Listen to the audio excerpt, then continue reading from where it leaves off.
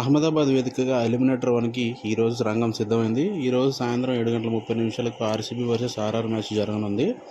RCB మొదటి 8 మ్యాచ్ల్లో ఒక్కటంటే ఒక్క మ్యాచే గెలిచింది. టేబుల్లో లాస్ట్లో ఉన్న టీము వరుసగా 6 మ్యాచ్లు గెలుచుకుంటూ వచ్చి ప్లేఆఫ్స్కు ప్లేస్ సొంతం చేసుకుంది. అలాగే ఆర్ఆర్ మొదటి 9 మ్యాచ్ల్లో 8 మ్యాచ్లు గెలిచింది వరుసగా. తర్వాత కొంచెం పర్ఫార్మెన్స్ తగ్గింది.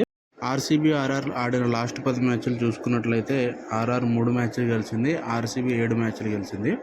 ఎక్కువ విన్నింగ్ శాతం మాత్రం ఆర్సీబీకే ఉంది. ఆర్సీబీకి ఆర్ఆర్ మీద మంచి పట్టు ఉందని అనుకోవాలి మనం. ఎందుకంటే 7 మ్యాచ్లు గెలిచింది, ఆర్ఆర్ ఓన్లీ 3 మ్యాచ్లు జరిగింది. ఇది క్రికెట్, ఎప్పుడైనా ఏదైనా జరగవచ్చు.